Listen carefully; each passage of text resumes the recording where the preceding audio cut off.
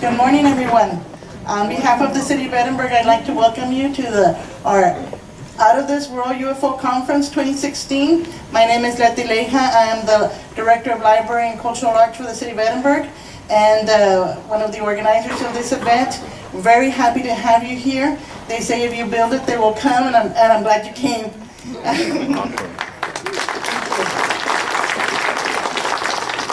As you know, we have a very exciting and very qualified list of speakers. I'm very excited to be able to bring them to the City of Edinburg. I wanted to mention one thing. If you have any other suggestions, or if you have topics that you would like for maybe find speakers that cover those topics, don't hesitate to leave us a little note at the entrance. We'll be more than happy to take any suggestions. Once again, thank you for being here. And without further ado, we'll have Noe Torres.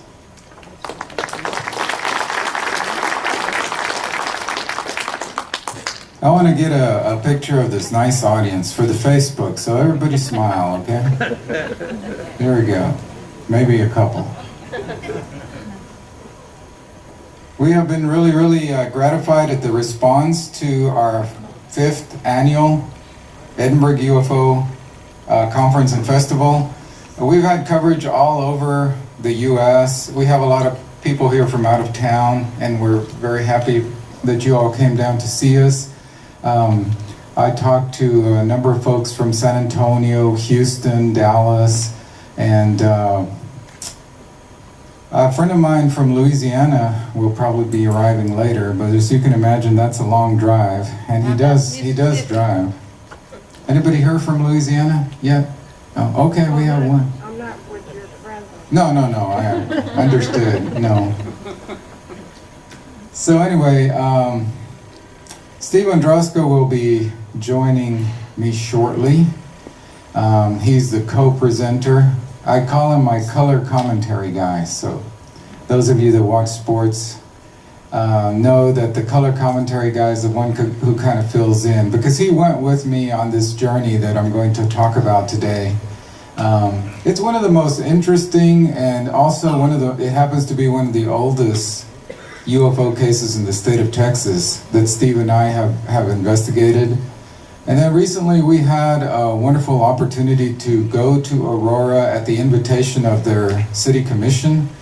They put on the very first ever, now this thing happened in 1897, and only this year have they held the first ever celebration in acknowledgement of this very unique UFO event, which, by the way, some of you may know that a Hollywood movie was made based on this in the some years ago, called the Aurora Incident, and I'll talk about the making of the movie.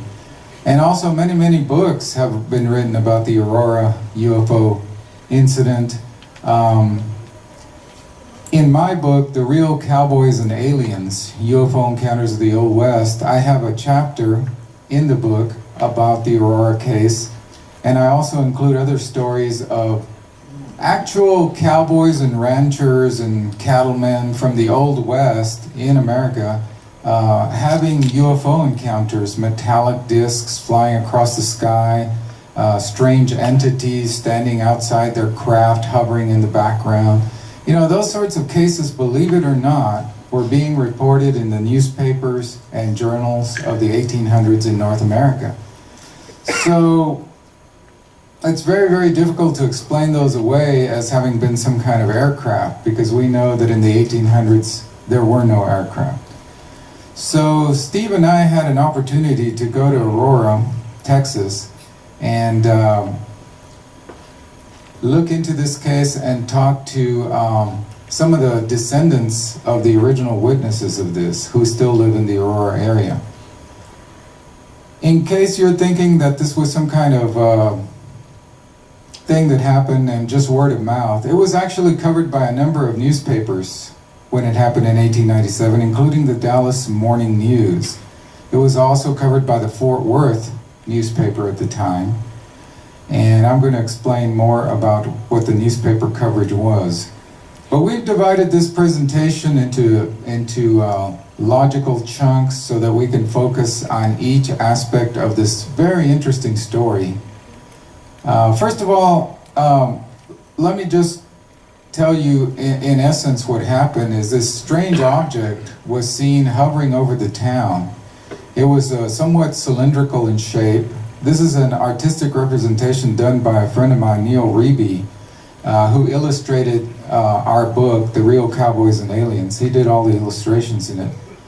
So when this object, it seemed to be having trouble maintaining stable flight, and then all of a sudden it started heading downward, and it struck Judge Proctor's windmill. Judge Proctor was a famous figure there in that area of Texas at the time, and it struck his windmill and it ruined his flower garden, the newspaper said. So that's what happened in 1897 in Aurora, Texas. I'm going to set the stage for exactly where Aurora is. For those of you who may not be familiar, how many of you have been to Aurora or close to Aurora? No? See? Okay, not many. I didn't see any hands. This is Aurora, way up here where this arrow is, and it's just west of Fort Worth. So it's hard for me to point and also look at my map, but northwest of Fort Worth is this tiny town. And I'm going to show you this Google Earth map of the two locations that are our primary interest. And Steve Andrasko and I went, and we spent quite a lot of time at both of those locations. And we also talked to a fascinating lady named Dr. Toni Wheeler, who coincidentally is the city administrator for Aurora, but her grandmother was one of the original witnesses to the Aurora crash. So she had a lot of very interesting stories. She took us out on a tour and showed us around exactly what happened. On this Google map, you see up here is the original UFO crash site on a little hill, and we'll have some close-up pictures in a while. Steve and I went and we stood there, and Dr. Wheeler was telling us, you know, the story of the day that this object came over town, floated, and then crashed into the judge's windmill. Well, the townspeople, being mostly good Christian people who wanted to give the strange being that was found in the wreckage a proper Christian burial, they took him down to the cemetery, which still exists, and we'll be showing you some pictures that we took. And that's where they buried the so-called, what the newspaper called a spaceman, not an inhabitant of this earth, is what the newspaper accounts at the time said. So this is a fascinating story. So I'm just going to focus on the crash part of it for this first story. It said that at about 6 o'clock in the morning, people who had gotten up early in Aurora, Texas, were struck by the sudden appearance of what was called an airship. Now, a lot of people wonder why the use of the term airship. Well, around this period in history, in the 1890s, all over the United States, and really in other parts of the world, there were strange objects being seen in the sky which were described as airships. Now, we know that dirigibles that were steered by motors had not yet been fully developed. They didn't come until after 1900. So it was strange that people were seeing these strange ships in the sky, some of them with bright lights in the night that would illuminate everything below. Well, you know, in the late 1800s, there were no kind of lights that would be capable of having such high intensity beams of light that they would light up the ground beneath them. So, I mean, they had lamps and campfires, you know. So, anyway, so they saw this ship, and it was traveling due north, and it was coming closer to the Earth. Evidently, the newspaper says, some of the machinery was out of order, for it was making a speed of only 10 or 12 miles an hour and gradually settling down toward the Earth. It sailed over the public square, and when it reached the north part of town, it collided with the tower of Judge Proctor's windmill and went to pieces, scattering debris over several acres of ground, wrecking the windmill, water tank, and destroying the judge's flower garden. So once again, from Google Earth, Google Maps, here is the actual location of where the crash was. And Steve and I had the privilege of being led out there, as I mentioned, by Dr. Wheeler, a descendant of one of the original witnesses in town. And she gave us a nice view of that whole area. This is pictures that we took from where we stood. And Steve, did you have any impressions that you could share with the audience about standing there or at the crash site? Well, you try to think back and pretend like what it would look like at that time. April 19th, 18... And this, when I think about it, this was a year before my grandmother was born. So I think back about that time. And then you look at today. Of course, the site is on some private property, so you have to be respectful of people's rights when you go out there, but they do have a place where it's marked a little bit so you'll know where the well was and where the windmill was at that time. So it's kind of interesting to think back of what it might have looked like in the 1890s. We're going to watch a short little segment done by our friend Jim Mars, who, by the way, was one of the speakers in Aurora, along with Steve and myself. And this was from the UFO files. April 19th, 1897, the Dallas Morning News reported. About 6 o'clock this morning, the early risers of Aurora were astonished at the sudden appearance of the airship which has been sailing through the country. It was traveling due north, and much nearer the Earth than ever before. It sailed directly over the public square, and when it reached the north part of town, collided with the tower of Judge Proctor's windmill, and went into pieces with a terrific explosion.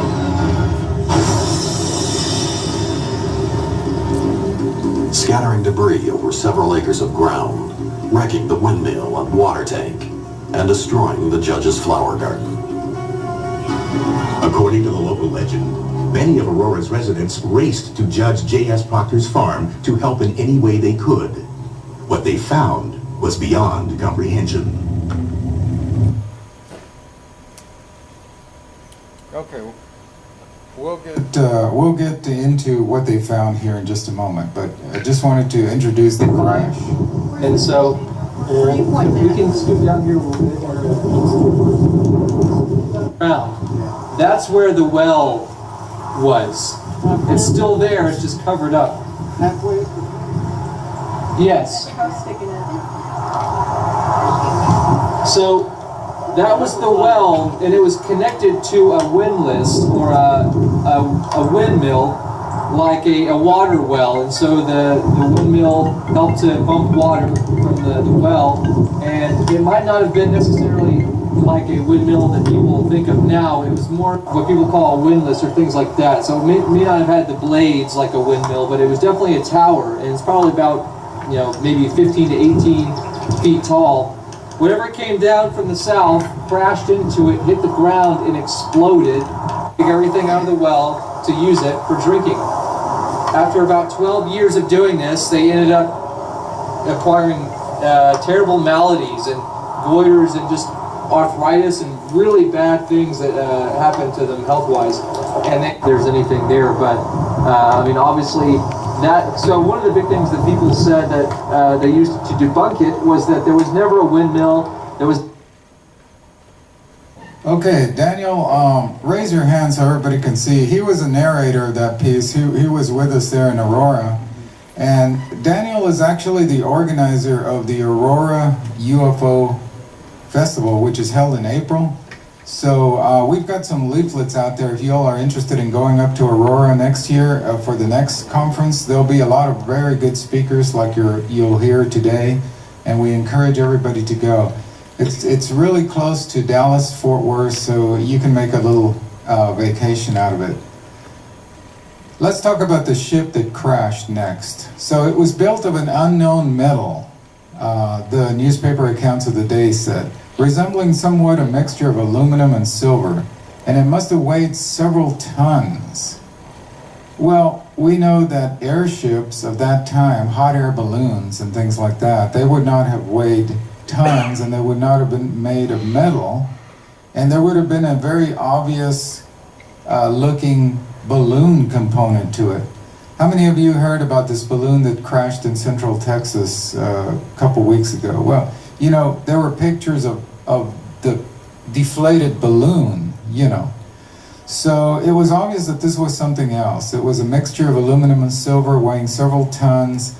Now this is interesting from the newspaper, that the town today is full of people who are viewing the wreckage and gathering specimens. And Steve and I were talking about how there must be in people's attics throughout northwest Texas, there must be little pieces of metallic substance that nobody knows anymore what it's from, that were probably collected from that site. Yeah, they described the airship as weighing several tons. So if you can imagine several tons of debris scattered all over the area where it crashed after it hit the windmill, and people were picking those up and examining those pieces of the wreckage. What do they do with those pieces of wreckage? That's a kind of a mystery. One little note under the picture there is that a hot air balloon, when it's deflated, weighs about 800 pounds, which is less than a ton. So this was something else. Now, something very interesting, and you know, another kind of coincidental thing is that the Roswell Ufo Crash, which is the world's most famous story about a UFO crashing to the Earth, and then all this clandestine activity where the U.S. military went and recovered bodies and pieces of the wreckage and the craft, that didn't happen until 50 years after Aurora. So this is the first known case of what's known in UFO circles as a crash retrieval, and it happened right here in North Texas in 1897. And what's interesting is that in a lot of these crash retrievals, including Roswell, the witnesses find strange hieroglyphic-like writing. I remember Colonel Jesse Marcel Jr., who unfortunately passed away a couple of years ago, was a good friend of mine. He wrote the foreword for my book, Ultimate Guide to the Roswell UFO Crash, and he was the one who handled the pieces of metal from the Roswell crash that had this strange writing that resembled hieroglyphics, and the similar thing was found in the wreckage of the Aurora craft, interestingly enough. The newspaper said, papers found on his person referring to the pilot, the strange being. Evidently the records of his travels were written in some unknown hieroglyphics and cannot be deciphered. So just to give you a time frame on the development of balloons and dirigibles, 1884 was the first airship built by a Frenchman, propelled by a 9 horsepower electrical driven air screw. It flew at 15 miles per hour. April 17th, 1897 was the Aurora UFO crash.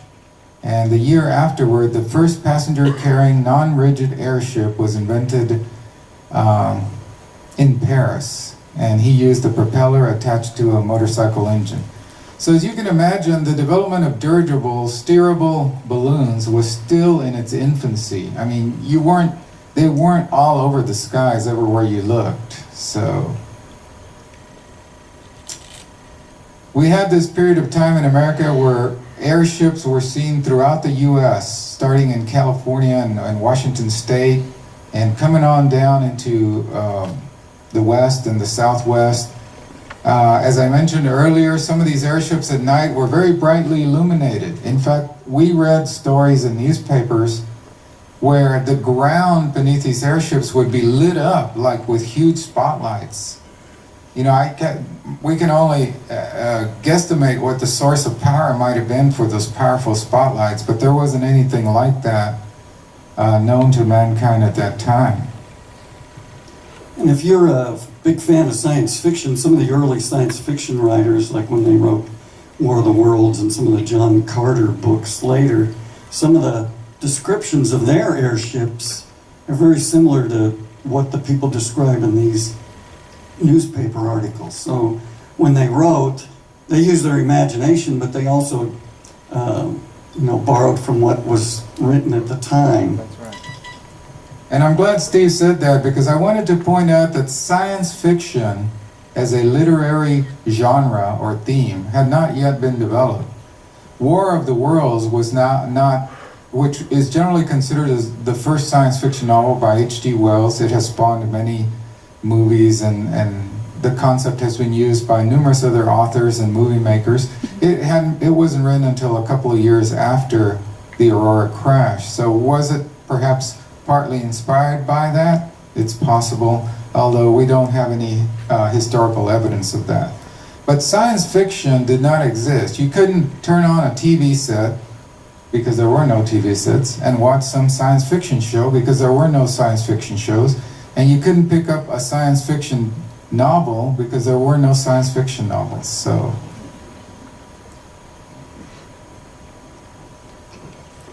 here's another visual representation, artist's representation of what one of the airships that was described in the newspapers was like.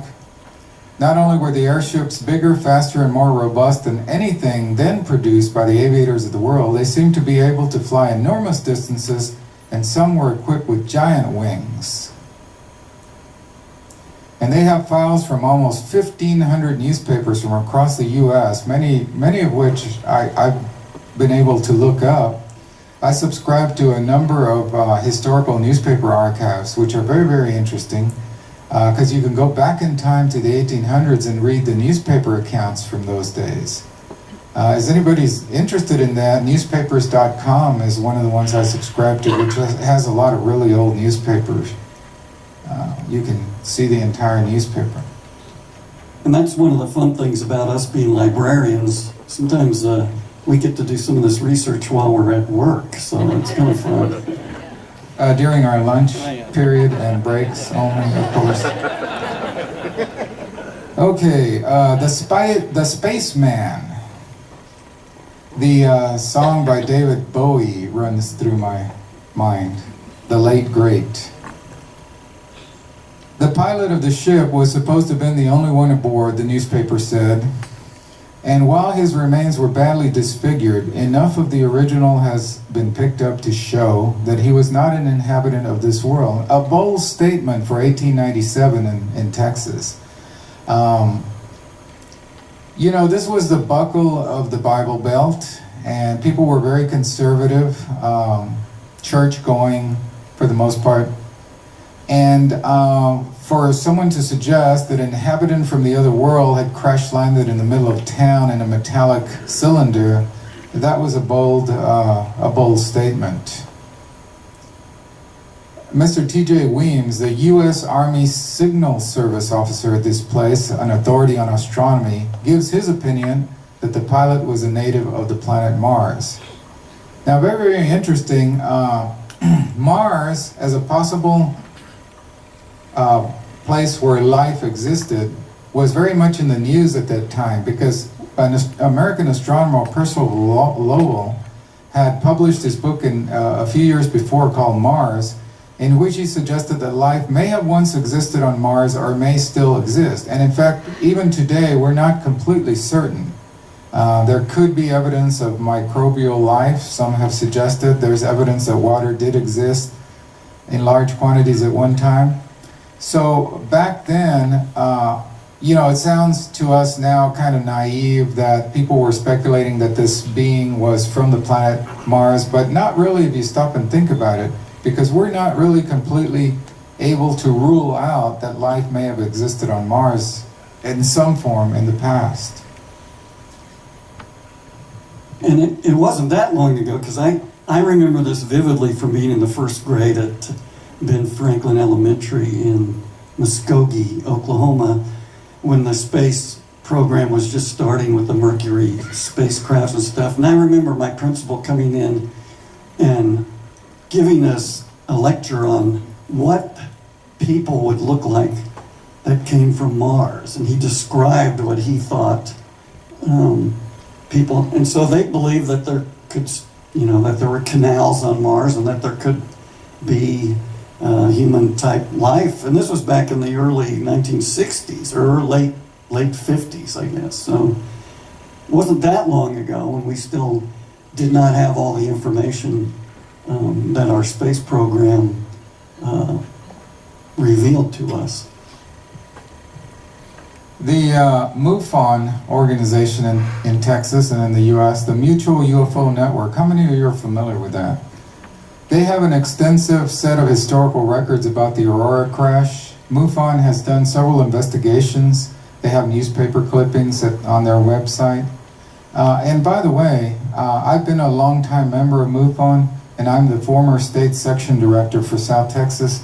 So I strongly advise that those of you who have an interest in unidentified flying objects and would like to have access to a lot of materials, both historical and current, about sightings, I recommend that you go to the MUFON.com website and sign up to become a member. Their membership plans are very flexible, and they're not too expensive. I believe the current level, there's a $35 level now per year, and you can become a member of MUFON, and you receive the monthly journal. It's available in digital form and in print form. So, and that will keep you up to date on all the sightings going on and give you access to the MUFON.com website, to the areas of it that are reserved for members only.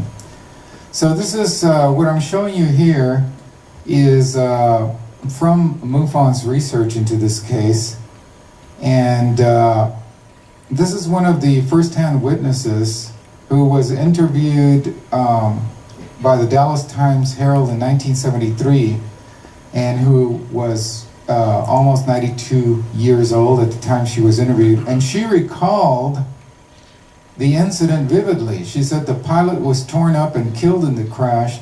The men of the town who gathered his remains said he was a small man.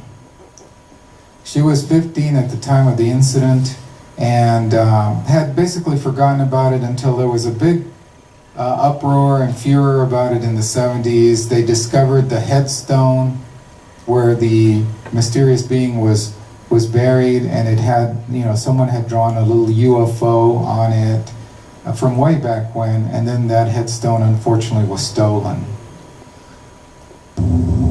The Dallas Morning News reported that someone or something was in the craft. The pilot of the ship is supposed to have been the only one on board, and while his remains were badly disfigured, enough of the original has been picked up to show that he was not an inhabitant of this world. Mr. T.J. Weems, the United States Army Signal Services officer at this place and an authority on astronomy, gives it as his opinion that the pilot was a native of the planet Mars. His description was that it was an alien in form, and he was referred to as a Martian. Now, the only reference to Martians at that time were in the drawings of the science fiction writers, so it could have been sparked in part by literature. Of course, I wasn't there, so I can't say for sure who piloted the craft. All I can go is by the newspaper accounts, and they made it quite clear that the remains clearly indicated he was not an inhabitant of this world. According to the Fort Worth Register, the alien did not survive. They reported that he was given a Christian burial in the town cemetery. Okay, very interesting points there. The one gentleman who talked about it could have been, people remembering drawings from science fiction. Well, there was no science fiction at the time, so, he was inaccurate on that. Science fiction did not exist until many years afterward, after the publication of War of the Worlds. So let's talk about this burial. Now, this was very interesting because Steve and I had a chance to go and stand at the very spot where the spaceman is buried today, they say. And the Dallas Morning News article published 2 days after the crash said the pilot's funeral took place on April 18, 1897 at the Aurora Town Cemetery, which still exists today. You can go there. Another newspaper, the Fort Worth Morning Register, said the pilot, who was not an inhabitant of this world, was given proper Christian burial at the Aurora Cemetery.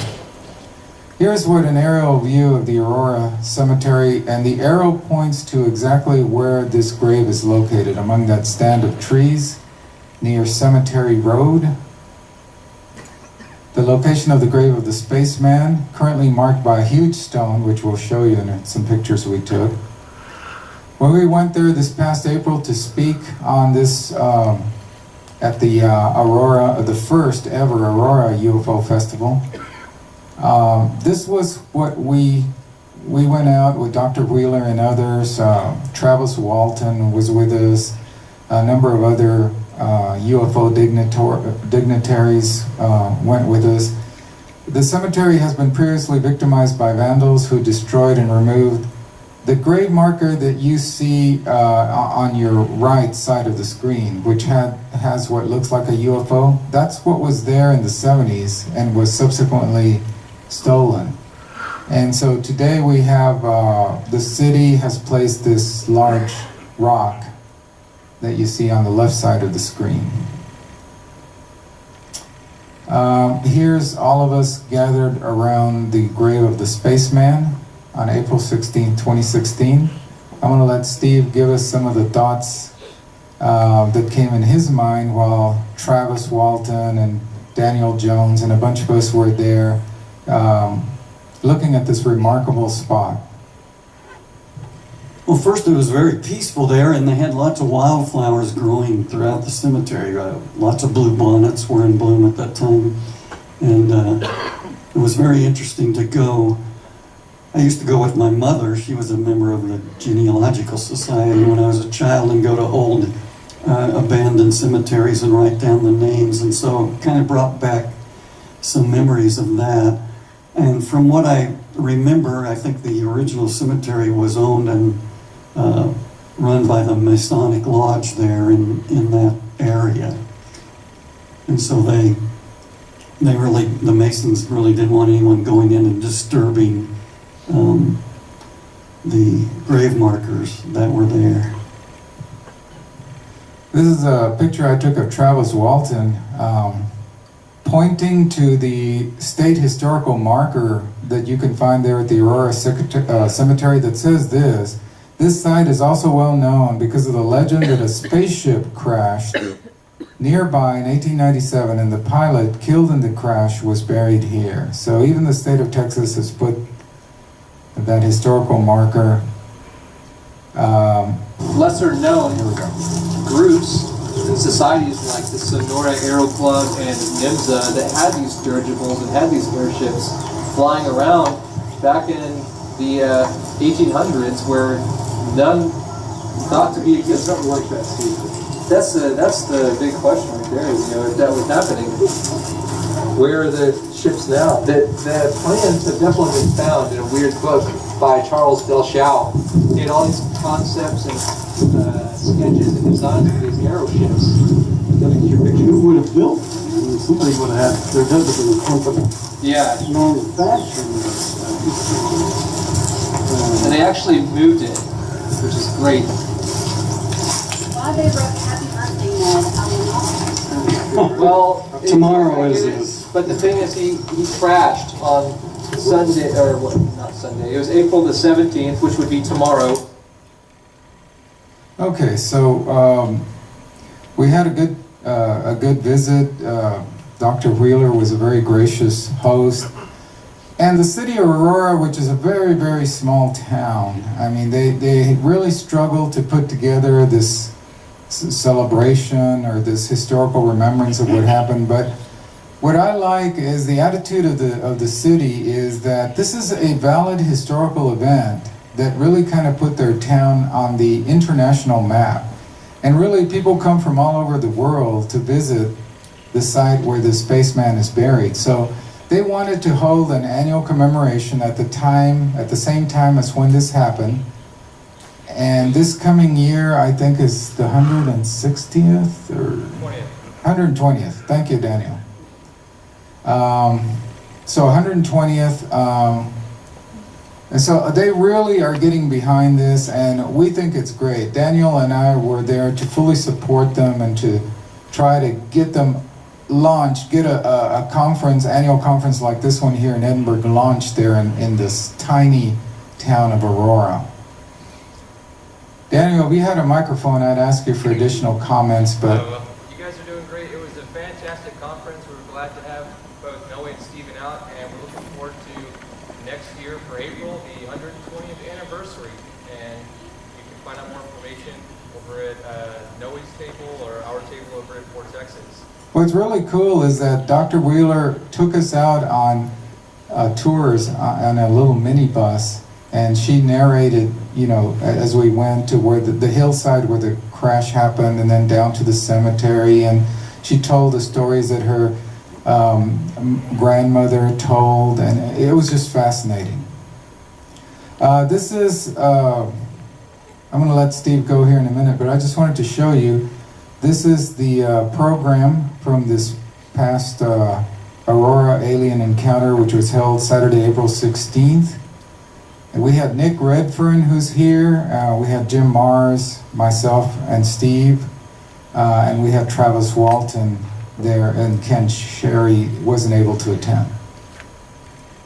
Well, going back to talking about walking around the cemetery, the other day I was at my son's and I was watching one of my favorite movies, and in this Back to the Future 2, which is one, I love those Back to the Future movies. Well, Doc Brown, he goes back to the past. So you can imagine yourself going back into the past, and then his girlfriend, who was a school teacher, wanted him to tell the truth while he was leaving.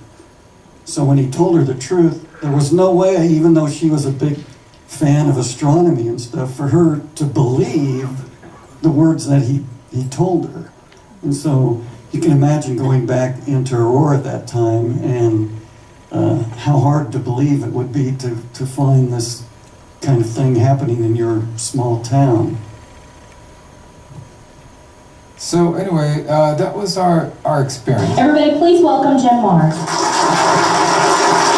going to show you the opening moments of the conference. Thank you, Amanda. Howdy. Oh, come on, you're all from Texas. Howdy. There you go, let's go. Welcome to wonderful, sunny, well, wait a minute. It's very overcast. Aurora. As you can see, it's not exactly a big place, but it's got a big place in history. Because most of you probably have at least a passing interest in UFOs. And I know I've been at this for a good many years. In fact, I've had the privilege of meeting some of the real pioneers in ufology, like J. Allen Hynek and Dr. Edward Teller, father of the H-bomb, several astronauts, including Dr. Edgar Mitchell, who unfortunately just recently passed away, and just on and on. I myself, as far as I know, have never had a encounter with an alien or UFO. I've seen some weird lights in the sky, but I'm not going to try to convince anybody what that might be. But in my 50 years as a journalist, I've come into too many contacts with pilots, both commercial and military, police officers, air traffic controllers, military officers, and when they all tell you about these stories, which most of you have heard, there gets to be a point where you say, wait a minute, all these people are not crazy and all these people are not lying. In fact, if y'all remember, some of you older folks, back in the 50s and 60s, we were told basically that there was no such thing as a UFO. It was just a hallucination, or perhaps mass psychosis. Well, I always loved that one because as a young reporter, I'm going, oh, wow, a heretofore contagious, mass psychosis. What a story, but you never hear that anymore. Why? Because the advent of the camcorder, cell phone, telephone. Today, you can go up on the internet, type in images of UFOs, and you could spend the next, year, I suppose, looking at everything's there. Obviously, you cannot take a photograph of a psychosis or of a hallucination. So the question about are they here, are they real, that's moot. Of course they are. There they are.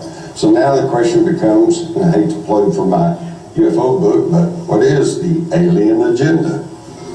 Who are they? What do they want? Well, we're still working on that. But it all started, or I think it started, in fact, I think the Aurora crash is the smoking gun of UFOs, because prior to that, and even till today, there are people who would try to tell you, well, it's just secret government test craft, or it's just misidentified aircraft. Well, I always thought, would it be nice if there was really a well-documented instance that happened before we had anything in the air? And this is it. 1897, this is 6 years before the Wright brothers flew.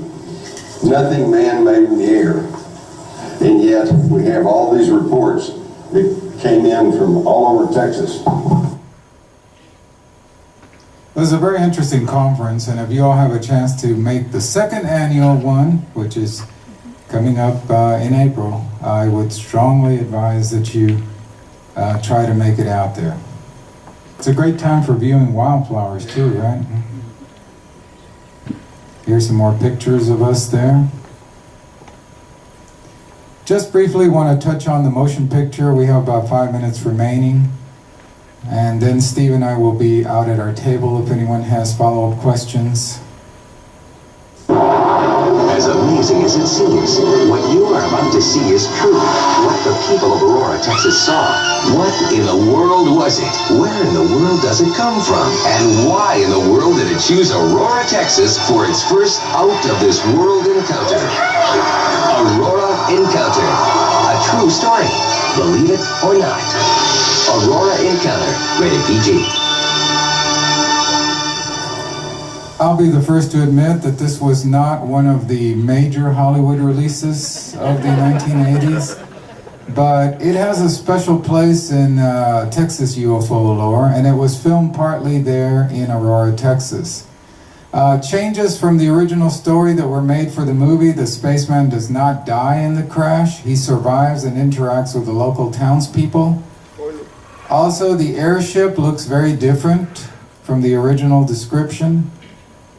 It's more like the Close Encounters type of UFO. Numerous fictionalized encounters between the townspeople and the alien make up most of the movie.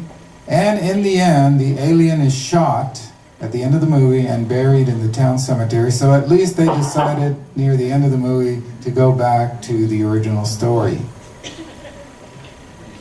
It was released 4 years after E.T., so they were trying to capitalize on the Steven Spielberg's fame. It was filmed in Aurora and at the Big D Ranch in Dallas during 1985, released in 1986. It was a small, low-budget production featuring mainly a Texas cast and crew. Another very interesting part of it is that the boy the child who played the alien suffered from a rapid aging disease known as progeria. His appearance in the film was a promise that was made to him because he wanted to appear in a motion picture. And so the Make-A-Wish Foundation granted him the wish of appearing in a motion picture, which happened to be the Aurora Incident. And he passed away 6 years after the movie was made. We appreciate you all's attention. The best is yet to come. We've got from Ancient Aliens, Mr. David Hatcher Childress, who's traveled all over the world. And I rank him right up there with Eric von Daniken in terms of his knowledge about ancient civilizations and the technologies that have been uncovered by archaeologists. So he'll be here later today. Mr. Van Hansen from Fact or Faked Paranormal Files, former FBI investigator who specialized in tracking down serial killers and child killers.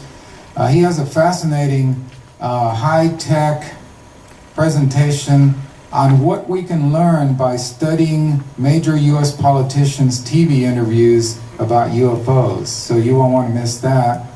And we've got a number of other fascinating speakers.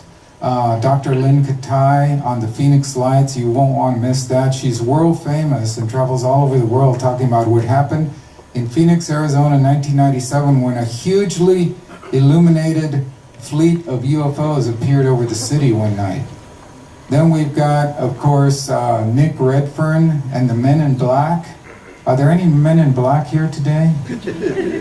I'm starting to get nervous about that. And one of his latest books, Women in Black, which is something I didn't realize, that there were actually cases where women show up after a major UFO sighting and they take on the role of these Men in Black. Maybe we should go with a gender-neutral term in the future. Anyway, thank you so much. Nick Redfern is next after about a 10-minute break. We'll be out at the tables if anybody has follow-up questions. Thank you.